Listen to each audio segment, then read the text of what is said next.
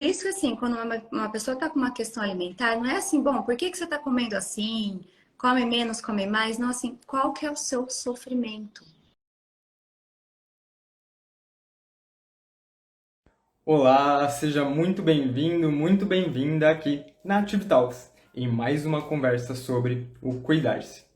Quero agradecer logo de primeira aqui a presença de vocês nesse tema tão importante em mais um episódio onde a gente vai conversar um pouquinho sobre escolhas alimentares, sobre comer sem medo, com uma convidada mais que especial também, uma convidada de grande renome. E aqui a gente vai bater um papo sobre um pouco mais de transtornos alimentares. E para isso, eu convido aqui a posso dizer a minha amiga, uma convidada bem especial, especialista no tema para ajudar vocês a entenderem um pouquinho mais do que se trata esses transtornos alimentares e a ter algumas dicas de como poder identificar. Vai ser um tema super bacana e um tema que ele está autocuidado para que a gente possa estar se cuidando cada vez mais.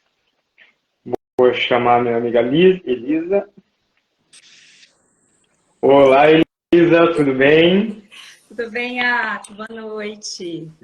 Tudo ótimo, boa noite. Você me escuta bem? Escuta, e você? Escuto perfeitamente, Elisa. Ai, que bom. Como você tá por aí? Que gostoso bater esse papo contigo, hein? Pois é, enfim, conseguimos, né? É um prazer, Iaco. Obrigada pelo convite. Eu fico muito feliz de poder falar desses temas que eu gosto tanto, né? E a gente poder falar de uma maneira séria, de uma maneira embasada, mas também ser esse bate-papo mais descontraído, assim. Então, muito obrigada, estou muito Sim. feliz de estar aqui. Eu que agradeço, Elisa. A gente vem conversando bastante, né? Queria trazer a Elisa para falar com todos vocês faz um tempinho. A gente conversa muito e é um tema muito relevante e que a gente vê realmente crescendo na sociedade e muitas vezes as pessoas nem sabem o que é, não sabem como se tratar. E por isso deu certo aqui a gente bater esse papo que vai ser muito didático, mas também muito importante para auxiliar, né, todas as pessoas a terem mais esse autocuidado, né, de entender, de compreender o que é, para poder também fazer as melhores escolhas no dia a dia e poder conseguir ter uma vida cada vez mais saudável, né, Elisa? Exatamente. E eu vou começar apresentando a Elisa para vocês. Confesso que eu fiz uma colinha aqui, porque o currículo dela é extenso. A Elisa, ela é formada em psicologia pela PUC, neuropsicóloga formada pela USP, especialista em saúde mental pela Unifesp, especialista em transtornos alimentares pelo PROATA.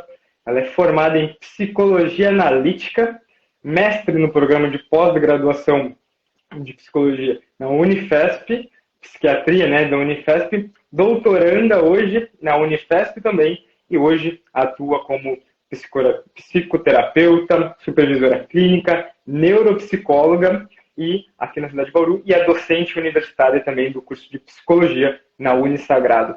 Elisa, muito bem-vinda, obrigado mais uma vez pelo aceite e vai ser um prazer poder ter essa conversa contigo. Iaco, deixa eu só aproveitar, eu quero, na verdade, parabenizar, viu, o projeto Ative. Olha, gente, quem não conhece, vai lá conhecer.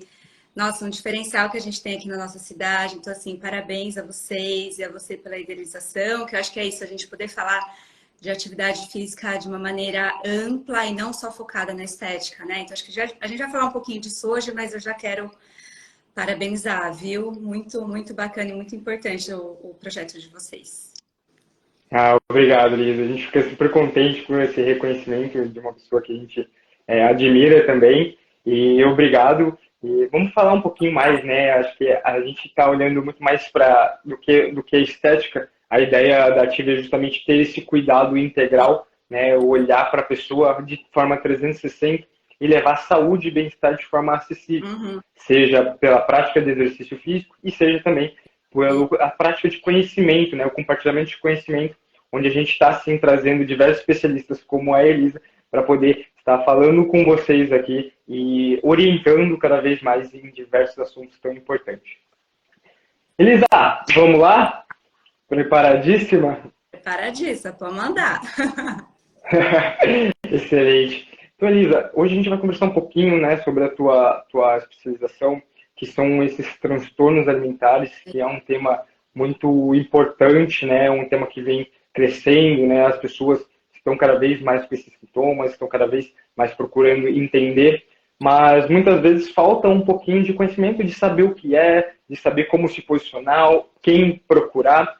E para começar nosso bate-papo, a minha primeira pergunta é o que são esses transtornos alimentares, se existem tipos diferentes, o que são eles, né? Como que eles funcionam, o que são transtornos alimentares?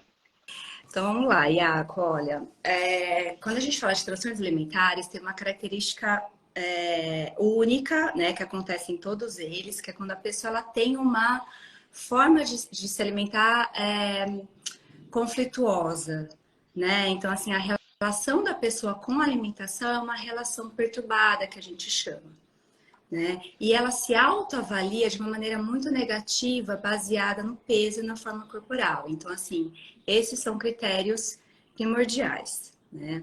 Agora, a gente tem 6 subtipos de transtornos alimentares. Eu vou me basear aqui, né, acho que para vocês saberem, no Manual Diagnóstico Americano, que é o DSM-5, já tem a revisão dele. Então, para esse manual, que é um manual que contempla os transtornos psiquiátricos de uma maneira classificatória, tá? Então, de acordo com esse manual, a gente tem 3 principais transtornos alimentares. Ele coloca 6, tá? Eu vou falar dos 6, mas eu vou focar em 3, tá? Ele fala de 3 que são que acontecem mais na infância, então ele vai falar do pica, que é quando a pessoa ela come conteúdos que não são nutritivos, o transtorno de restrição e evitação alimentar, que é a seletividade alimentar, e o transtorno de ruminação. Esses 3 não são tão prevalentes, então a gente não vai focar aqui hoje. E aí o DSM coloca os outros 3 principais, que é a anorexia nervosa, a bulimia nervosa e o transtorno de compulsão alimentar. Rapidamente, assim, né, porque eles são extensos, mas assim, para o pessoal ter uma ideia da diferença entre eles, a anorexia nervosa é aquele transtorno em que a pessoa, ela propositalmente reduz a ingesta alimentar, então ela come muito pouco, ela tem um medo gigantesco de engordar, isso faz com que ela tenha uma redução na ingesta alimentar, né? E ela tem um baixo peso, isso é importante. Então, uma pessoa que tem anorexia nervosa, ela vai ter necessariamente um baixo peso, considerado um IMC, um índice de massa corporal, para baixo de 18,5, tá? Então, essa é a anorexia nervosa. A gente tem os transtornos que correm com compulsão alimentar. A bulimia nervosa é quando a pessoa tem um episódio de compulsão alimentar. E o que é um episódio de compulsão alimentar? Isso é importante porque a prevalência é alta, né? Episódio de compulsão alimentar é quando a pessoa ela tem uma ingestão de alimentos de uma maneira bastante excessiva, maior que outra pessoa da mesma idade e mesmo perfil teria, então ela tem uma ingestão grande e ela tem uma perda de controle. Isso é importante, porque não é que a pessoa está comendo feliz, numa boa, não, ela tem essa sensação de falta de controle, né? Então esse é um episódio de compulsão alimentar. Na bulimia nervosa, a pessoa tem um episódio de compulsão alimentar, mas tem um comportamento compensatório para tentar compensar essa ingesta alimentar. Então, o que é um comportamento compensatório? Por exemplo, a gente tem alguns. Um deles, e um dos mais comuns, é o vômito autoinduzido. Então, a pessoa tem a compulsão alimentar e logo em seguida ela vomita.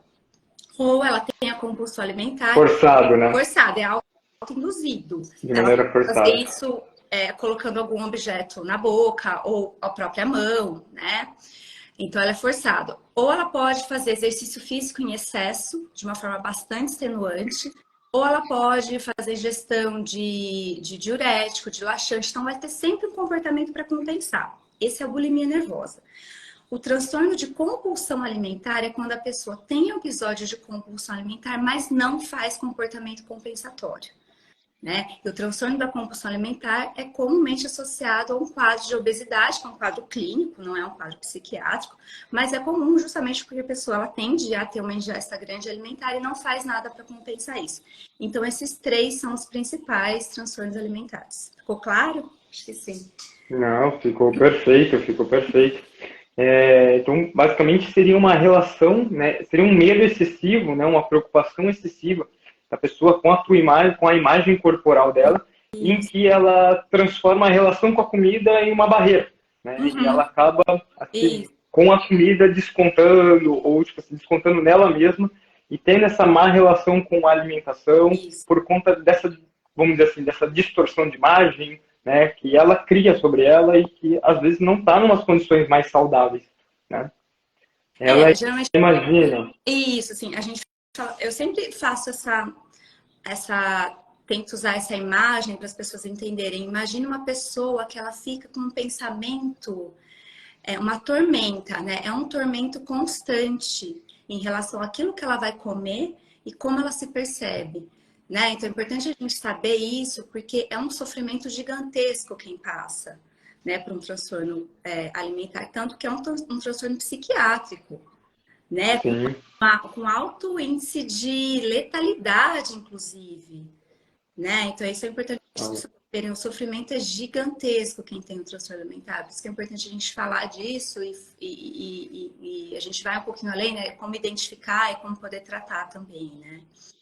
sim. É, não é aquela coisa meio que romantizar, ele não quer comer e tá com frescura, Isso. né? Então, é assim para a gente prestar atenção, muitas vezes, em familiares, prestar atenção em É. amigos, né? Porque muitas vezes não é é uma frescura dele de não querer comer, mas sim é um problema, algo psicológico mesmo, né? Que ele está passando ali e que ele precisa de atenção, ele precisa de um acompanhamento, né? Muitas vezes de uma equipe multidisciplinar, né? Uhum. Né? Então, Elisa, uma das coisas então que você falou é sobre esse desenvolvimento, né, desses transtornos alimentares, e a gente percebe que tem diversos fatores causais para isso, né? Seja psicológico, seja biológico, até mesmo o ambiente, né? A gente vê que esse ambiente ele acaba também transformando. Então, pensando assim no ambiente, nesses fatores causais dos transtornos, como que eu consigo tornar, né, deixar um ambiente mais preventivo? Como que eu consigo tornar esse ambiente mais preventivo para não desenvolver, né, esses transtornos alimentares? Bom, então vamos lá. Acho que quando a gente fala das causas, né, gente, que é importante a gente entender que os transtornos alimentares, como os transtornos psiquiátricos, a gente fala de uma causa multifatorial. Não tem um fator específico que cause o transtorno alimentar. Então, o que a gente sabe que os estudos já mostram, né? No caso dos transtornos alimentares, a gente tem um componente genético importante, tá? Então, é uma predisposição genética que as pessoas têm para desenvolver os transtornos alimentares. Ó, para vocês terem uma ideia de dados aí, né? A anorexia nervosa pode chegar a 80% de componente genético, bulimia nervosa também. E o transtorno de compulsão alimentar um pouquinho menos, mas até 60, 57, 60% de componente genético. Então, a pessoa tem essa predisposição genética, tá? Então, começa por aí. Tem os fatores hereditários também, que alguns estudos com gêmeos mostram, né? Então, uma prevalência em pessoas da mesma família, isso também já vai mostrando. Depois tem os Legal. componentes individuais, né? Então, assim, é o jeito que a pessoa é. Então, por exemplo, a gente sabe que na anorexia nervosa são pessoas que são, por exemplo, muito perfeccionistas, são muito rígidas, são controladoras, né? Então, assim, é um perfil psicológico específico que também predispõe a pessoa a desenvolver o transtorno alimentar, né? Nos transtornos bulímicos, né? Então, bulimia nervosa e o transtorno de compulsão alimentar, são pessoas que podem ter uma impulsividade maior, né? E uma autorregulação emocional prejudicada também, né? Então, vejam, são fatores individuais, tá? E também aí a gente vai para a classe dos fatores ambientais, né? Então, assim, quais fatores ambientais podem desencadear o transtorno alimentar? E aí eu acho que posso citar dois importantes aí, que é a família. Então, o contexto familiar em que a pessoa está inserida pode ser um fator que vai predispor ao desenvolvimento de transtorno alimentar, e aí eu já vou chegar na prevenção, né? Porque se a gente está falando Uhum. que é um ambiente que pode levar ao transtorno alimentar, eu vou falar de um ambiente que pode prevenir, né? Eu acho que é Sim. a relação. Então, assim, em relação à família, né? O que a gente observa?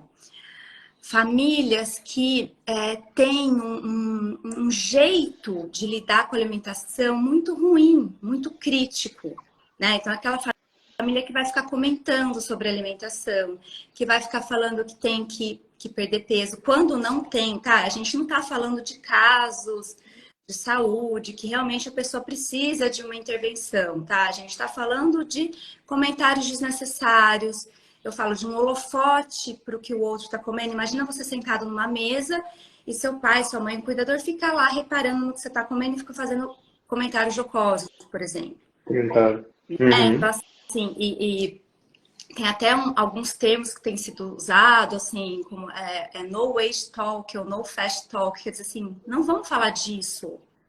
Vamos falar de Uhum. coisas, né? O quanto ambientes durante a refeição, né? Assim, então você está lá numa refeição familiar e de repente são comentários que são extremamente aversivos. Então isso já está provado que pode também levar ao desencadeamento de transtorno alimentar, tá? Na família. Um outro ponto, além da família, que vai para a questão ambiental, são as mídias sociais, que acho que isso assim não tem como a gente não falar disso, né? Acho que é um tema assim para uma live só, o quanto que as mídias sociais, né, elas têm um impacto importante na nossa insatisfação corporal e na nossa autoestima, e insatisfação corporal e baixa autoestima também são fatores de risco para o desenvolvimento de transtorno alimentar. Percebe? Então, essa rede aí que a gente está falando, componente genético, fatores individuais e fatores ambientais, são as causas de transtornos alimentares. Então, não é nem um pouco simples, né? Acho que fica claro, né? E aí, Iaco, acho que eu já vou emendar um pouquinho para a questão preventiva, né, que você perguntou. Como é que previne, né? Assim, dá para prevenir algo tão complexo, né? E aí, qual que é o papel nosso nisso tudo, né? Eu acho que aí para todo mundo que está escutando a gente, acho que é importante a gente pensar no papel que a gente faz no nosso dia a dia com as pessoas que estão ao redor, né? Bom, ambiente familiar, é aquilo que eu estava falando, né? Será que eu fico comentando do que o outro está comendo? Será que eu fico comentando do peso e da forma corporal das pessoas que estão ao redor? Não é só família, é amigo, é parceira, parceira amorosa, enfim. Né? O quanto que isso tem um peso na minha relação? Eu preciso falar disso? E aí entra aquilo que eu estava falando, no weight talk, no fat talk, quer dizer, não fala disso, Uhum. fala de outras coisas. Né? O quanto que os nossos elogios, eles estão baseados na minha forma corporal e não em outras coisas. Né? Então, esse Sim. é um fator preventivo, tá? Uma outra questão importante a gente pensar é quando a gente sai do ambiente familiar e a gente vai para o ambiente de escola. Gente, quem gosta de trabalhar com isso, vá para a escola. Vai para a escola. Se a gente sabe que transtorno alimentar começa na adolescência, onde que os adolescentes estão e passam muita parte do tempo? Na escola. Né? Então, a escola pode ser um espaço de programas de intervenção, de poder falar isso, né? Como é que tá? Como é que você está se olhando? Como é que você está se valorizando? Né? Como é que você está se vendo? Os professores são agentes de prevenção também, né? O quanto que os professores podem ficar com um olhar atento, né? Aquele aluno que eles percebem que está mal, né? Que está se autocriticando demais. Então, de repente, os professores podem identificar precocemente isso também, né? E além disso, a gente tem programas de intervenção, assim, bem estabelecidos, né? Assim, eu posso depois até passar para vocês, mas, por exemplo, tem um programa que chama Prevenção Sem Danos, que é um programa só de prevenção para transtornos alimentares. A Dove, eu até postei outro dia no meu Instagram, a Dove está fazendo um programa super legal de prevenção. Quer dizer assim, vamos ter perfis mais reais, né? E menos, Exatamente. né? Assim, então, assim, tem programas muito importantes também em relação à prevenção. Então, assim, acho que fica claro, né? O que a gente pode fazer no nosso dia a dia e, de repente, poder ter contato com esses programas mais estabelecidos de prevenção também, né? É isso. Elisa, que aula! Eu acho que para quem está acompanhando até agora, essa mensagem já foi mais suficiente. A gente vai falar muito mais Uhum. aqui, mas para vocês verem a qualidade do que a gente pode fazer para prevenir, né, a qualidade dessa conversa. Tudo que vocês ouviram aqui em 10 minutos, eu fiquei quieto porque eu estava só olhando, só escutando Uhum. quanta coisa boa a gente pode agir, né, e entendendo o que são esses transtornos alimentares. E Isso. que nada mais é que uma relação, né?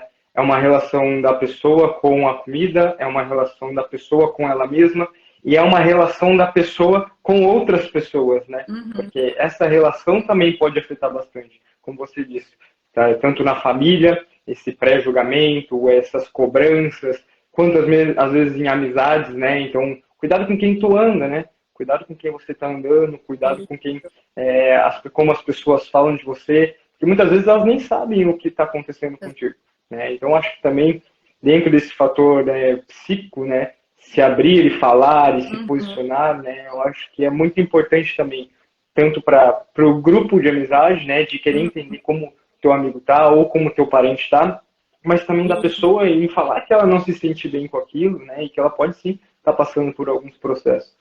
Então eu vejo que é uma relação muito, se eu fosse resumir, talvez seria uma relação de tudo, né? É uma relação complexa, né? Mas que, por mais complexo e individual que isso seja, você abriu um leque aqui enorme, que isso é um problema de saúde pública Saúde pública. grande, né? Pública. Enorme, né? Porque ele pode ter intervenção em diversas partes, seja numa UBS, seja nas escolas, né? E o que acontece também, né, o tratamento de transtorno alimentar, ele é altamente custoso, né? Porque, assim, dificilmente o transtorno alimentar, Sim. ele corre sozinho. Ele sempre... Uhum. A regra é que a pessoa tenha um transtorno alimentar e tenha outro transtorno junto, ou tenha uma outra complicação clínica, né? Uhum. A obesidade, por exemplo, diabetes, né? Então, assim, então vai tratar isso, né? Quando a gente vai para o sistema público é extremamente difícil, então é muito custoso, por isso que programas de intervenção são importantes. Tem uma questão também, viu, Iaco, que eu acho que é importante mencionar, quando você estava falando das relações, né? Se a gente Sim. fala que transtorno alimentar, ele costuma iniciar na adolescência. Sabe o que é muito comum para a gente poder prestar atenção, que eu vejo muito na minha clínica, assim? O que tem muito na adolescência, né? Essas viagens de formatura. Olha que interessante, olha como tá próximo, né? E aí, o que começa a acontecer, né, nessas viagens de formatura? Os grupinhos de amigos começarem a falar assim, ai, vamos perder peso. Pra gente chegar lá na viagem, a gente tá bem, a gente tá magro. Isso é super comum, né? E Olha. aí, mas o que acontece? Não é que tá errado isso, tá? É uma conversa de adolescente. A questão é que se eu tenho lá um adolescente que ele tem predisposição, né? Esse É um tipo gatilho, né? é o trigger que a gente fala, é gatilho, gatilhou, né? E aí é um fator precipitante, quer dizer assim, ele vem um pouquinho antes do desenvolvimento do transtorno alimentar. Então, isso eu já vi na clínica várias vezes. Começou com essa conversa de viagem de formatura, o adolescente já tinha uma predisposição, pronto, começa um transtorno alimentar ali. E aí a pessoa começa, tipo, imagina, um adolescente começa a perder peso, as amigas param de perder peso, tipo, né, perde ali meio quilo e tal. Não, ela começa a engajar tanto que perde peso e entra num quadro de anorexia nervosa. Só que aí, se as amigas estão atentas, por exemplo, elas podem dar um toque para amiga, podem dar um toque para a família, tipo, olha, tem alguma coisa ali acontecendo. E isso ser identificado precocemente. Por isso que essa questão das relações que você está falando é extremamente importante, né? A gente poder ter relações que nos avisem e nos deem esse toque, tipo, olha, tá passando do limite aí, né? Uhum. Essa relação de cuidado, né? Uhum. E aí mostra cada vez mais quão importante é essa educação em saúde, Sim. né? Tanto no meio escolar, quanto depois, né? Tanto na vida adulta. Para a gente aprender mesmo o que é, quais são as causas, quais são Isso. as consequências, para poder realmente auxiliar aquele que às vezes está do nosso lado, mas a gente não Uhum. percebe. Não E às percebe. vezes não percebe, às vezes não é nem por maldade, é porque realmente não conhece ou porque, E né? sabe que eu acho que isso que você tava. É que é muita coisa pra gente falar, né? Mas isso que você tava. Né? Vamos lá, vamos lá. A gente tem um tipo de coisa que a gente fala que é psicoeducação.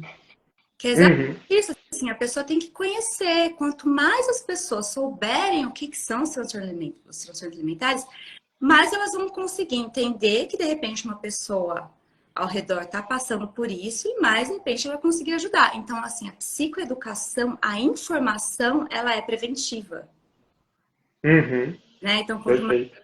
sabem o que é um quadro de compulsão alimentar, né? Mas ela vai poder ajudar aquela pessoa que está passando a identificar ou a identificar em si mesmo, né? Porque assim, olha, uma coisa muito comum também, a pessoa chega no consultório, gente, depois de anos passando pelo quadro de transtorno alimentar.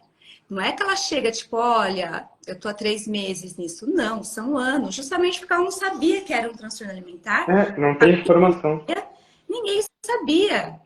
Então, olha como é sério isso, né? E a gente sabe que a intervenção precoce, ela é ela é um preditivo de melhor evolução. Quanto mais você intervém precocemente, melhor a pessoa vai ficar. Então, a pessoa chega com o histórico de 10 anos de transtorno alimentar, vai ser muito mais trabalhoso cuidar dessa pessoa, né? Então, os fatores estão todos interligados aí, né? Sim, aquilo já está tão enraizado nela, e como você disse, é uma complexidade de fatores ali, né? Então, muitas vezes, se ela identifica de forma precoce, a gente vai, por exemplo, assim, tratar muito mais a fator psíquico ou a fator nutricional, mas depois de um tempo, já influenciou na saúde física, na saúde mental, já influenciou nela no círculo social, né? Porque se a gente pega o que é saudável para a OMS, é o completo bem-estar físico, psíquico e social. E aí você tem um transtorno que ele atinge os 3 pilares do ser saudável. E se eu tenho um transtorno que atinge os 3 pilares, fica cada vez mais complexo, mais difícil o tratamento, né? O tratamento desses fatores. E que é, sim, algo muito importante da gente conhecer, porque é algo que vem crescendo na sociedade, as pessoas a gente vem entendendo mais sobre, e quanto mais a gente entender e poder identificar para poder auxiliar um parente, um amigo, ou às vezes um colega de trabalho, isso é cada vez mais importante pensando em saúde pública mesmo, né? E em relacionamento, né? Para a gente poder auxiliar aquele que a gente gosta, aquele que a gente está do lado, né? Auxiliar as pessoas. Eu acho que esse é o intuito de tudo aqui. E, Elisa, quando a gente fala agora em poder auxiliar, né? Como que eu posso auxiliar quando eu identifico alguém que tem um transtorno alimentar ou que eu percebo que ela está desenvolvendo um transtorno alimentar, né? Onde eu direciono, quais são os tratamentos para quem tem um transtorno alimentar? Bom, acho que da mesma forma que a causa é multifatorial, o tratamento é interdisciplinar, né? Gente, assim, não dá ou é muito difícil a gente achar que um profissional de uma área só vai ser suficiente para cuidar de uma pessoa com transtorno alimentar. Então, aí acho que cabe a nós, profissionais, também estar um papel de humildade, saber assim, olha, eu sozinha não vou dar conta. Sim, sim. Porque não é só o aspecto emocional, não é só um aspecto psiquiátrico, não é só o aspecto nutricional ou um aspecto de atividade física, né? Então, assim, o ideal, né, assim, é que a gente tenha uma equipe interdisciplinar para cuidar dessa pessoa, tá? Então, assim, se vocês identificam alguém que está com algum indício de transtorno alimentar, vocês podem direcionar para um psicólogo, para um psiquiatra, para um nutricionista, ou assim, bom, vai no psicólogo, e o próprio psicólogo, ele deve, então, tentar buscar essa rede com outros profissionais. E aí, cada um vai fazer o seu papel, né? Então, o psicólogo, ele vai cuidar das questões emocionais relacionadas ao transtorno alimentar. O psiquiatra, ele vai ver se tem alguma medicação que possa dar conta de um sintoma que esteja aparecendo ali. O nutricionista, a nutricionista vai cuidar de todo o arranjo alimentar e nutricional que precisa, uma reorganização alimentar, seja na anorexia nervosa, na bulimia nervosa, no transtorno de compulsão alimentar, precisa sempre ter uma reorganização alimentar, e aí é com o nutricionista. E aí você vai para o educador físico, então assim, como que esse educador físico pode ajudar essa pessoa a ter um engajamento na atividade física ou ter se a gente fala de um quadro de anorexia nervosa, que a gente sabe que às vezes elas entram com excesso de atividade física, como também regular para que ela não perca peso. Então, percebe? Às vezes precisa ir para endocrinologista por toda uma desregulação metabólica que acontece, tá? Então, assim, idealmente é ter essa equipe interdisciplinar engajada em cuidar dessa pessoa, né? Sim, e como é importante a gente conhecer, né, as causas de cada um desses tipos de transtorno, porque vou puxar para o meu lado aqui, né, quando a gente fala de atividade física e essa relação. Se eu tenho um transtorno onde ela utiliza a atividade física como uma fuga, né, daquele de poder talvez aumentar o seu gasto calórico, porque ela precisa perder cada vez mais peso e ela tem essa imagem distorcida dela, então ela, vamos dizer assim, leva o exercício físico como uma fuga ou como uma solução e acaba excedendo também, se machucando, ela acaba aí tendo, às vezes, uma sobrecarga muito grande, né? E isso está dentro da cabeça dela. Então, eu, como profissional também da área, entendendo o tipo de transtorno que ela tem, eu também posso, às vezes, ou, vamos dizer assim, diminuir a intensidade, ou ir conversando com ela, ou programar algo Isso, um isso. pouco de baixa intensidade, para ela entender que, calma, não é tudo isso, você não precisa ser exagerado assim, porque isso é coisa, às vezes, do que está aqui, Aham. né? Ela não precisa, ela está passando, como você disse, uma complexidade de fatores que às vezes ela não enxerga. Então, cabe ao profissional conseguir entender, né, o que são esses transtornos, qual o tipo do transtorno que é o teu aluno, o cliente tem, para poder adequar muitas vezes com essa equipe E- multidisciplinar e vocês, em conjunto, irem se comunicando para saber a evolução desse paciente, né? Exatamente. Olha, acho que uma coisa importante isso que você está falando, viu, Iaco, em relação à atividade física, né? Então, assim, como que a atividade física entra nos transtornos alimentares, né? Até assim, Uhum, dessa área da educação física, né? O que que acontece, né? Geralmente a gente ouve popularmente, assim, atividade física é uma coisa boa, né? Então, assim, poxa, uhum, física, nossa, que ótimo que você está fazendo atividade física. Sim, a gente sabe que, né, geralmente é, mas aí entra a sutileza, né, do sim, fazer, né? Por quê? O exercício físico, ele pode estar dentro do quadro psicopatológico de um transtorno alimentar. Então, se a gente uhum, pega uma pessoa, né, que está com anorexia nervosa, o exercício físico, ele vai ser patológico, né? Então, o que que a gente tem que perceber? Qual que é a finalidade do exercício físico para aquela pessoa? A pessoa que tem anorexia nervosa, né, Iaco, o que que ela vai fazer? Isso que você estava falando. Ela vai fazer exercício físico para perder mais peso, mas aquela pessoa não vai uhum, perder mais peso, ela está com risco de vida, né? E aí, só que assim, como é que ela perde peso? Como é que é a atividade física dela? É escondido, é sutil. Então, por exemplo, é aquela menina que está no quarto, a família inteira foi dormir, ela começa a fazer abdominal, né? Eu lembro entendi. uma paciente que ela se colocou no papel de andar com o cachorro para perder caloria. Só que ela não é que ela dava Olha, uma volta no quarteirão.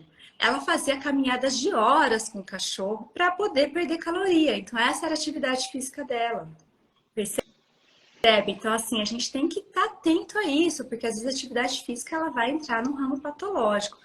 Ao mesmo tempo, se a gente vê, né, os quadros de transtorno de compulsão alimentar, isso é uma coisa que eu sempre tento discutir, assim, com os profissionais que eu trabalho junto, assim, que, assim, que dificuldade de engajamento, né? Então, assim, pessoas que têm compulsão alimentar, o transtorno de compulsão alimentar, começa e para, não engaja em exercício físico. E a gente pede, né? Eu, como psicóloga, eu sempre vejo que é importante. Olha, então vamos agregar atividade física, né? uhum, E aí, o que, que eu vou pensando, né? Bom, por que, que é tão difícil engajar?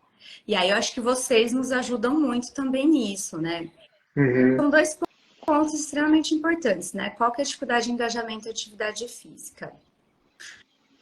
Tem um ponto, né, que na psicologia e na neurociência a gente chama aqui assim, não sei se já ouviram falar, o pessoal que está assistindo aí chama de lei de Scouting, né, que é assim, Scouting, que é a dificuldade de adiar a gratificação. Então, por exemplo, o que, que é isso? Pessoas com transtorno de compulsão alimentar, elas têm uma redução no delay discount.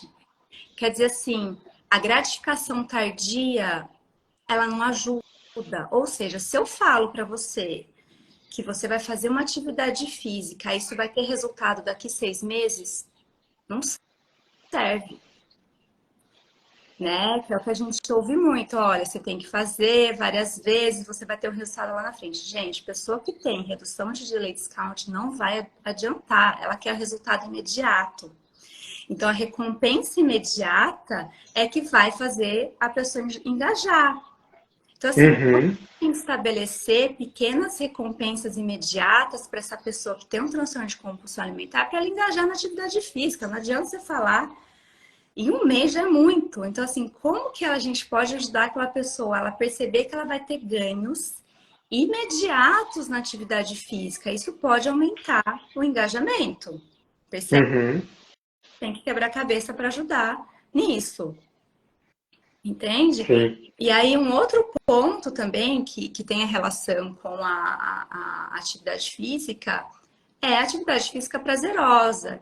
Isso até entrou como um clichêzão aí, mas assim, tem um embasamento, né, disso. Assim. Então, assim, tem um sistema do nosso cérebro que é o sistema de recompensa, né? O sistema de recompensa, de uma forma bem simples, assim, é aquele sistema do nosso prazer. Então, assim, se a gente faz uma atividade prazerosa, vai ativar esse sistema de recompensa, que na verdade ativa e libera mais dopamina, que é o neurotransmissor, né, que dá, entre outras coisas, uma sensação de... Então, assim, isso faz com que, bom, se eu sinto prazer, eu tenho uma tendência a repetir esse comportamento. O que eu quero dizer com isso? A gente precisa ajudar o paciente, a pessoa, a identificar uma atividade física prazerosa. Que aí eu vou ter uma ativação de sistema de recompensa, uma maior liberação de dopamina, e a pessoa vai tender a repetir essa atividade física. O que eu quero dizer? Adianta colocar na academia uma pessoa que não gosta de academia? Né? Adianta Exatamente. no beach tênis, se a pessoa não gosta de beach tênis, cara, não vai dar, a pessoa vai largar. Né? E aí, às vezes a pessoa não sabe o que ela gosta. Parece básico, mas a pessoa não sabe, não consegue identificar aquilo que dá prazer. Né? Então, assim, acho que nós no campo da psi, vocês do campo da educação física, a gente pode trabalhar muito nisso, assim, bom, vamos tentar identificar, e que eu acho que a TIV tem muito a ver com isso, né? O que funciona e o que dá prazer para a pessoa, porque isso faz com que o comportamento se repita, né? Junto com ganhos imediatos, né? A pessoa precisa perceber esses ganhos imediatos, senão, né, a pessoa não vai aderir. E aí entra uma outra questão, que eu acho que isso é importante todo mundo saber, porque senão entra aquela coisa assim, a pessoa é preguiçosa.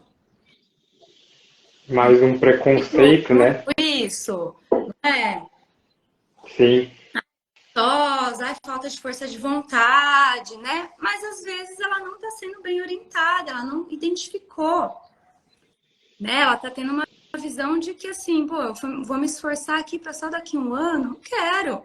E aí a comida, gente, é um reforçador imediato. Entendeu? Então, assim, eu vou comer aqui, pô, aquilo vai me dar uma sensação de prazer na hora. Então, assim, eu vou comer, não vou ficar lá me esforçando, fazendo exercício físico. Então, assim, é uma lógica que precisa ser mudada, né? Se ficar claro. Excelente. Excelente, Elisa, excelente. E eu acho que isso vem totalmente de encontro com o que a gente está proporcionando ou buscando proporcionar, né? E o quão complexo são esses fatores, né? Porque se você, como você entrou no ramo da atividade física, ali, e você começou a falar sobre a apresentação da atividade física para esse tipo de pessoa, eu digo quão complexo, porque hoje a gente vive numa cultura de tratamento, né? Onde a prevenção ela é deixada um pouquinho mais de lado, né? A gente só a gente vive numa cultura onde a gente prefere se remediar porque é fácil, eu coloco na boca e está tudo certo, do que me esforçar para prevenir. E quando você fala sobre atividade física, hoje a gente vive, infelizmente ainda, mas esse é o nosso propósito, é tentar mudar essa cultura de autocuidado e mostrar, né, apresentar um exercício físico, atividade física de uma forma diferente, uma forma de cuidado, uma forma de bem-estar e não simplesmente uma cobrança estética ou de desempenho. Mas hoje a gente vive numa cultura onde o exercício físico ele é totalmente atrelado à tua estética e ao teu desempenho. E quando vê uma pessoa com transtorno alimentar, por exemplo, a compulsão, e que ela tem essa questão da gratificação, não tão, ela necessita de algo imediato, e você fala Isso, para ela que ela tem que se esforçar, e que isso. aí o resultado vai vir só depois, e principalmente faltando numa questão estética, ponto, é a primeira barreira que você tem é vir. Perfeito. Eu brinco muitas vezes, isso eu falei em outras partes já, mas eu brinco muitas vezes. Você quer fazer com que a pessoa não se cuide nos dias de hoje? Fala que ela tem que ser fitness e fazer dieta. Ponto. Acabou. Acabou. Ela não vai mais procurar aquilo, porque aquilo está muito atrelado ao sofrimento. Quando fala, eu sou fitness, no pain, no gain. Essa pessoa, ela nem sabe o que ela gosta. Aí ela colocaram ela numa academia, colocaram ela com um profissional que às vezes está pautado nessa orientação estética, e ele fala assim, esmaga que cresce, tem que ficar doendo. Cara, eu não quero estar ali para doer. Eu não quero estar ali nesse sentido. Eu não quero nem estar ali. Você está falando que eu tenho que sentir dor para me sentir bem? Não.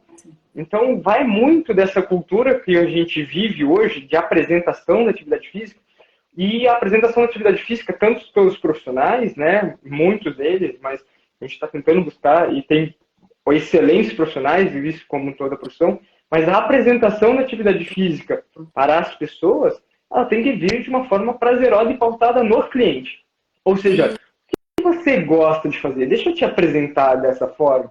Você está iniciando, então deixa eu te apresentar dessa forma.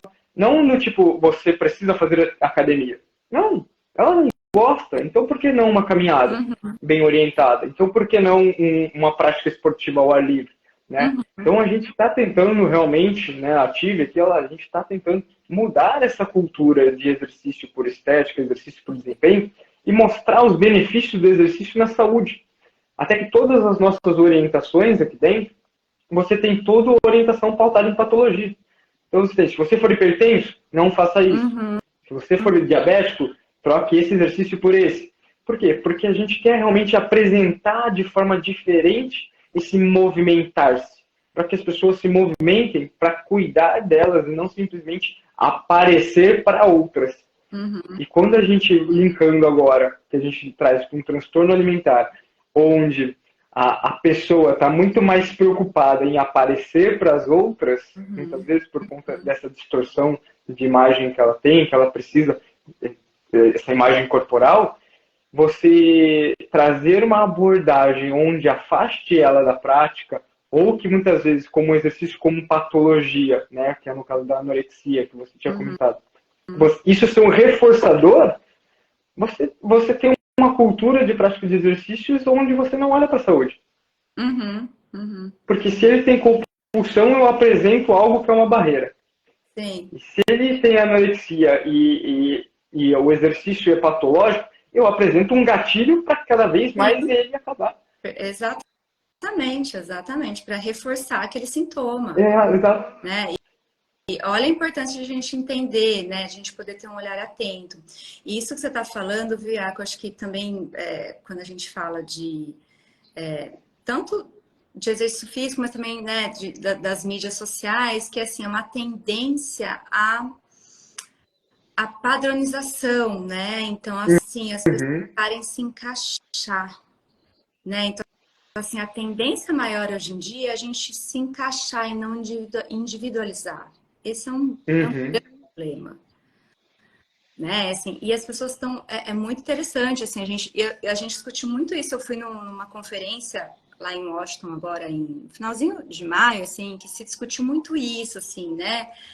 O quanto que as pessoas elas estão desconectadas, né, dos próprios sinais físicos. Então, assim, poxa, isso aqui tá me dando dor, né? Ou isso aqui me dá, eu tô com fome, então acho que eu tenho que comer agora, eu tô com fome. Então, assim, às vezes as pessoas não sabem sinais de fome, de saciedade, não sabem isso, poxa, isso tá desconfortável para mim, ou eu tô com vergonha de fazer essa atividade física.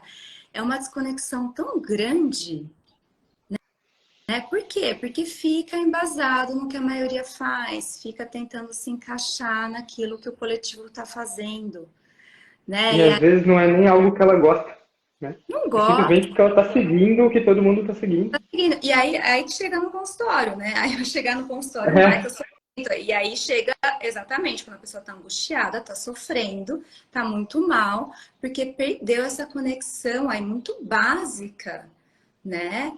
Do que serve para cada um, né? Então, assim, Olha que forte isso que você está falando, né? Que as pessoas elas querem se conectar com as outras, mas esquecem de se conectar com ela mesma, né?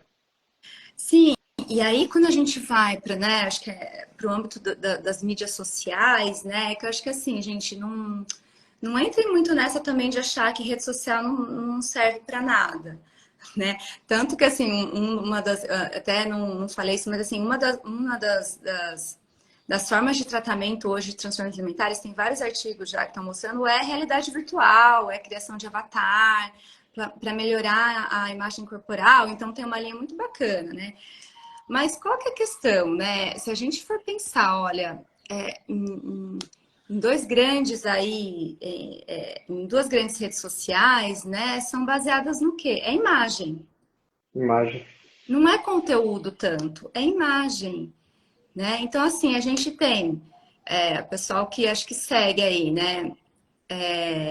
Então, assim, a rotina de skincare, o treino do dia, é o look do dia, né? Faça isso, faça aquilo. Então, a gente é bombardeado por essas imagens, né, de aparência. E geralmente são conteúdos que são passados de uma maneira interessante, atrativa, legal, né? Então, a gente Uhum. acha muito bacana. E não é que não seja legal, mas a questão, assim, é de novo isso que a gente está falando. Bom, isso me serve? Uhum. Porque assim, a gente entra num padrão de comparação que é muito autodestrutivo, né? Assim, isso adoece a pessoa, né? Então começa a me comparar com algo que não tem nada a ver comigo. Então assim, bom, será que esse tipo de roupa fica bem em mim, né? Será que esse treino do dia, se eu fizer, vai ser bom para mim? Então assim, a questão é que essa comparação ela é extremamente desmedida. Uhum. E ó, uma coisa importante a gente pensar também quando chega na clínica, o que que a gente pergunta? O que que você está seguindo? Me fala aí, né? Quem são os perfis que você está seguindo? Às vezes Uhum. nem percebe que ela segue uma outra pessoa que ela fica mal quando ela segue, quando ela começa a ver o conteúdo. Fica mal, porque isso angustia, isso o quê?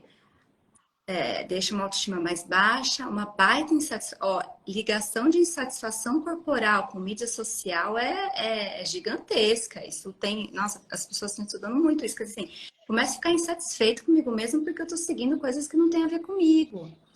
E aí que a gente tem que prestar atenção, os educadores físicos, nós psicólogos, nutri, psiquiatras, quem que são essas pessoas? Porque tá, se a gente pensa assim, nossa, é um baita controle que fazem com a gente. Bom, então vamos ser contra controle. Uhum. Então eu vou escolher não seguir mais. Eu vou Uhum. escolher seguir perfis que são extremamente bons. Gente, tem coisa muito boa em rede social, né? Tá crescendo o número de páginas, de perfis que vão né, numa linha contrária, Uhum. uma autoaceitação maior e tal. Então vamos olhar para isso, né? Sem também colocar, acho que não tem um vilão, né? Mas a gente tem que olhar para isso, né? O que está acontecendo nessa tentativa e nessa tentativa de performar, né? Eu ouço muito isso, assim, eu tô tentando performar, dar o melhor de mim. Pra Uhum. o quê? Né? Acho que Pra quem, na pra verdade, né? quem, né? Muitas vezes é pra quem, né? Né? Para quem e para quê? Acho que são boas É, perguntas. É assim, para quem e para que você está fazendo isso, né? Acho que esse tipo de sim, reflexão a gente tem que fazer o tempo inteiro. sim, perfeito. E mais uma vez, né, você destaca o ambiente como um fator preventivo, né? E Também. que às vezes a gente fala em ambiente, as pessoas pensam em algo físico, onde eu estou. Mas não, o ambiente pode ser, como eu disse, o seu ciclo de amizades, a sua família, as suas redes sociais, aquilo que você vê, aquilo que você coloca na televisão, né? Então mude um pouquinho mais o ambiente, e eu acho que esse é o papel dos profissionais também, de tentar mudar o ambiente dessa pessoa. E olhar de forma 360, como você bem colocou aqui. O que você segue? Quem é o seu ciclo de amizade? O que acontece? E Elisa, quando a gente vê, né, a questão do ambiente, a gente citou muito o fator familiar, né? Qual é o papel dessa família no tratamento de quem tem esse transtorno alimentar? Olha, então assim, até tem quando a gente fala de eficácia de tratamento, né? Tem até uma revisão, eu já comentei um pouquinho disso também, assim, tem uma revisão recente que saiu, assim, falando que terapia envolvendo a família é aquela que se mostra mais eficaz para tratar transtorno alimentar, ou seja, a família tem que estar no tratamento. Então, Olha assim, que importante. super importante, assim, né? Então, assim, a família, ela pode, olha só, a família, ela pode atuar como um fator que desencadeia, ela pode atuar como um fator de proteção e de prevenção, e ela pode atuar como um fator de melhor evolução, uma vez que o transtorno está instaurado. Então, a família tem que estar dentro do tratamento, né? De que forma, né? Sendo um suporte para o sofrimento, sendo um acolhimento para aquela angústia, né? Podendo estabelecer momentos de refeição. Gente, momentos de refeição para quem tem transtorno alimentar é um tormento, né? Então, assim, o quanto que a família pode tornar a refeição um ambiente mais agradável, menos aversivo, né? Poder escutar.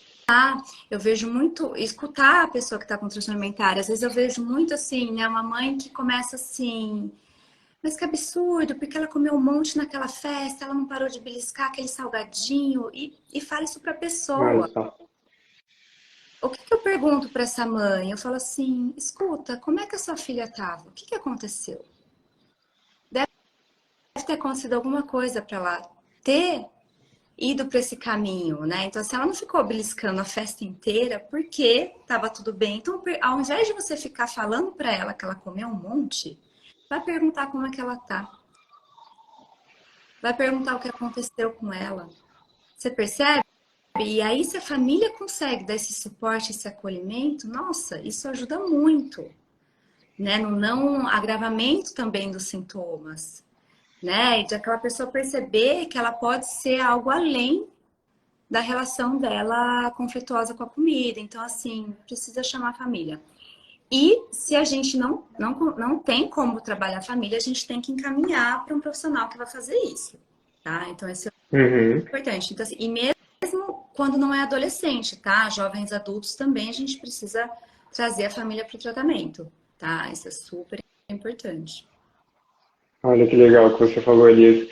Então, assim, você que tem alguém passando por isso, você pode ser um diferencial enorme na Ó, vida do seu familiar, né?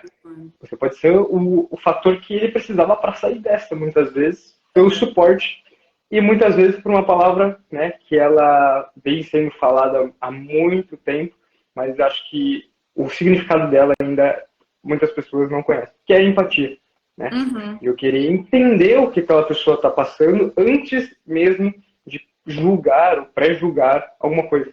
Então, eu queria entender, ó, está acontecendo alguma coisa, né? uhum, O que aconteceu? Você tá tudo bem? Você quer conversar? E aí entra as relações que a gente estava falando lá atrás, né? uhum. De eu querer entender, ser empático para me colocar no lugar do outro. E antes de dar qualquer conselho, antes de dar qualquer opinião, eu Isso, primeiro entendo. exato. Muitas vezes eu acho que eu entendo porque, não, mas calma aí, o que ela está passando? O que ela está sentindo? O que aconteceu? Isso. Que o emocional está muito atrelado a essa, vamos dizer assim, essa recompensa para ela, que ela vê a recompensa na comida. Porque, como Uhum. você falou, comeu, me sinto bem, e aquilo é a única coisa, às vezes, que está fazendo aquela pessoa se sentir bem naquele momento. O que ela vai fazer? Se eu me sinto bem comendo, às vezes vou comer mais. Então, Exatamente. antes de tudo, entender, né, ser empático com essa pessoa para poder realmente ajudá-la e não criticá-la e Uhum, acionar um gatilho uhum, que aumente as compulsões, que aumente esses uhum. transtornos que ela vem passando. É assim, né? Assim, o alimento, eu sempre falo assim, né? A questão do alimento, ele é o último ponto da cadeia, né? Então, assim, se a gente pega o alimento, bom, a Uhum. equacionar é essa. Tem todo o encadeamento anterior. Por isso que, assim, quando uma pessoa está com uma questão alimentar, não é assim, bom, por que que você está comendo assim? Come menos, come mais? Não, assim, qual que é o seu sofrimento? Porque tem um conflito ali emocional não resolvido que a pessoa acha que está resolvendo dessa forma alimentar, mas ela não está resolvendo nada, porque o conflito continua. Então, assim, qual que é a angústia, qual que é o sofrimento, qual que é o conflito emocional, né, que independe da alimentação, que está acarretando uma desordem alimentar. Então, às vezes é minha relação com meu pai, às vezes é minha relação com alguém da minha família, às vezes é uma questão maior. Então, assim, qual que é o conflito? Isso que a gente tem que perguntar. E não ficar só olhando a questão da alimentação. A gente vai olhar a alimentação, mas se a gente não fizer esse olhar anterior, né, a gente não vai conseguir ajudar efetivamente essa pessoa. Então, a gente precisa cuidar do conflito emocional para que a pessoa não precise usar a alimentação como uma tentativa de lidar com essa angústia, né? Então, a gente tem que olhar para trás, sempre. Isso é fundamental. Que importante isso, né? Que importante como a gente não conhece o quão complexo é todos os fatores, né? Por isso que é tão importante uma equipe multidisciplinar por trás para poder acompanhar esse paciente, né, e poder auxiliar vamos dizer assim, nesse tratamento. E, Elisa, pensando em tratamento, acho que vem a pergunta do dia aqui, os transtornos alimentares, eles têm uma cura definitiva? Como que é esse acompanhamento, né, com esse paciente que possui esse transtorno alimentar? Como funciona? Olha, a gente não fala em cura, né? Acho que é difícil a gente falar em cura, mas a gente fala em redução de sintoma e remissão de sintoma, tá? O que é redução de sintoma? É quando a gente percebe que aquela pessoa, ela realmente reduz o número de sintomas. Então, por exemplo, uma pessoa com anorexia nervosa, ela consegue ganhar peso, tá? E ela Uhum. alimentar melhor. Então, reduziu o sintoma, mas, por exemplo, ela continua ainda com medo importante de engordar. Então, eu ainda tenho alguns sintomas, mas menores. Isso é uma evolução importante nos transtornos alimentares, Uhum. redução de sintoma. Mas é claro que o que a gente busca é remissão, que é quando a pessoa não apresenta mais nenhum sintoma. É possível? É possível, gente. Então, assim, acreditem nisso. A gente vê na prática clínica. Então, o que a gente busca, na verdade, é remissão de sintomas alimentares em qualquer um dos quadros. É quando a pessoa deixa de apresentar os sintomas. Mas olha o que acontece, acho que só para a gente ajudar a pensar. Então, quer dizer que ela não vai mais ter esse transtorno alimentar? Não, porque a gente não está falando de cura, a gente está falando de remissão de sintomas. Uhum. De uma paciente minha que ela me falou uma imagem assim que eu achei difícil, mas muito bonita de pensar, né? O que ela me falou, né? Quando ela já estava melhorando. Ela me falou assim, que ela se via no começo, assim, quando ela estava muito doente, né? Era um quadro de anorexia nervosa, assim. Ela se via no fundo do poço, né? Num poço bem fundo e ali, né? Assim, deitada e acabada. E aí, na medida que ela foi melhorando, ela via como se ela tivesse um fio que a puxasse para cima. E aí ela foi melhorando mais, ela já se via fora desse poço. Mas o que ela me falava? Olha, esse fio existe. Ele tá me ajudando a sair desse poço, mas ele tá ligado ao fundo do poço. Vocês percebem? Uhum. O que ela me falava? Assim, olha, se eu sei e se eu for passar por uma situação difícil, eu tenho certeza que esse fio vai me puxar para baixo. E ele está ali, E né? aí eu volto para o fundo do poço. Ou seja, ela tinha alcançado a remissão de sintomas alimentares, mas ela sabia que se acontecesse algum evento mais estressante, os sintomas poderiam voltar. O fio ia puxar para baixo. Ia voltar para o fundo do poço. Percebe? Então, assim, é possível remissão de sintoma, mas é possível a reedição dos sintomas, ou seja, a pessoa voltar a ter sintomas alimentares. Então, na verdade, é um cuidado que a gente tem que ter Contínuo. contínuo, não tem jeito. E olha a importância também, mais uma vez, de outras pessoas que não passam por transtornos alimentares, mas conhecerem sobre o tema, né? Porque se você traz que não é uma cura definitiva, mas é uma remissão, eu posso estar atento a Ou, todo momento com aquele meu familiar, com aquele meu colega, com aquele meu amigo, que alguma hora ele pode realmente voltar ao fio, né? Voltar ao fio e acabar descendo novamente. Exato. Como é importante isso, e é tão importante que a gente conversou 1 hora e nem viu a hora passar. Já foi. Já foi aqui. E Foi. Elisa, que aula.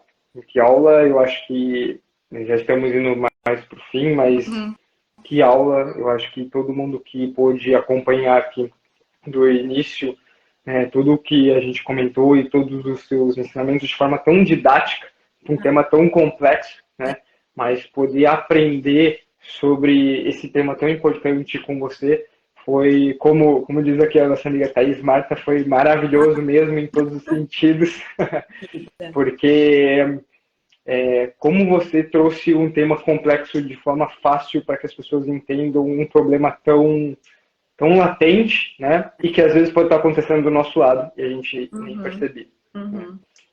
E o que eu queria é a tua mensagem final, né? Que você poderia deixar de mensagem para quem está acompanhando a gente sobre esse tema tão importante, para que a gente consiga, de alguma forma, ajudar quem precisa e aprender cada vez mais e tornar, né? Esse é o nosso propósito aqui também na TIV, mas levar a educação e saúde e tornar as pessoas cada vez mais saudáveis, agindo dentro desse autocuidado. Olha, mensagem. Bom, espero que tenha ficado claro, mas isso que você falou é um tema super complexo, né? E a gente tenta deixar um pouquinho mais fácil, assim. Sim. Mas, assim, mensagem final, Iaco, acho que o pessoal que está assistindo, o que me vem, assim, eu acho que primeiro, acho que só 2 pontos, assim. Acho que primeiro é aquilo que acho que vai na linha do que a gente estava falando. Então, assim, procure aquilo que é único em você, né? Assim, se diferencie, não se iguale. Né? Isso vai fazer com que você brilhe, isso vai fazer com que você se destaque, o que você se diferencia e não o que você se encaixota, né? Esse é um ponto importante. E fui lembrando, assim, eu tava ouvindo um podcast esses dias que falava da biografia da Elza Soares, né? Que foi escrita pelo Zeca Camargo. E ele fala uma frase assim que eu falei, gente, é isso que acho que tem tudo a ver com a evolução dos transtornos alimentares, né? Os transtornos alimentares, eles não é um caminho linear, né? É um caminho com tropeço, é um caminho com voltas, né? Com curvas. E aí, nessa biografia falava assim, a vida é um zigue-zaguear, né? Então imagine zigue-zague, né? Não é linha reta. E é nesse zigue-zagueando que a gente vai seguindo em frente, sabendo indo para lá e para cá, tropeçar, cair, levantar. Então, assim, que a gente saiba que não é linear e vai ter esse zigue-zaguear e é nisso que a gente vai seguindo, né? Então, eu acho que é isso. E para complementar, cada um tem o seu zigue-zaguear, né? Não adianta eu querer viver o zigue-zaguear do outro, né? Que é o que a gente vem falando muito aqui. Exatamente. Elisa, muito obrigado pelo seu tempo, muito obrigado pela partilha de conhecimento. Como a gente comentou, né, um tema que se a gente pudesse ficar aqui mais 2 horas, faltariam assuntos, né? Faltariam assuntos para a gente conversar, para a gente auxiliar as pessoas, né, nesse autocuidado de entender para poder agir, né? Acho que esse é o intuito aqui, trazendo especialistas como você para falar, né? Então, agradeço muito o teu tempo, o teu cuidado, né, com as respostas, em explicar a tua didática e agradeço muito a tua mensagem final. Eu acho que ela resumiu tudo, que é assim, você não precisa ser igual, você precisa ser único. Eu acho que as pessoas precisam entender mais isso. E agradeço de coração assim, a tua disponibilidade e por estar aqui com a gente compartilhando esse tema da sua especialidade e ajudando as pessoas a entenderem, a compreenderem, para não só se auto-ajudar, mas também ajudar o próximo. Lisa, muito obrigado. Obrigada, Iaco. Obrigada, viu? Próximo, um prazer e parabéns de novo, porque vocês se diferenciam aí nesse projeto, viu? Muito obrigada também pelo convite. Eu que agradeço. E para quem não conhece a TIV, eu fico o meu convite aqui para vocês conhecerem essa nova plataforma que é, além de exercícios, né, pautados no bem-estar, pautado na saúde, né, atribuído de forma diferente, é também uma plataforma de autocuidado e de mudança de comportamento. Então, se você quiser conhecer mais, segue a gente, fique ligados, porque tem muito mais lives, muito mais especialistas. E, Elisa, já deixo um spoiler aqui, eu vou conversar com você de novo, porque já me veio vários insights de novas possibilidades. E a gente vai conversar um pouquinho mais. Tchau, tchau. Obrigadão, gente. Obrigada, gente. Tchau, tchau. Boa noite. Tchau, tchau. Tchau, tchau.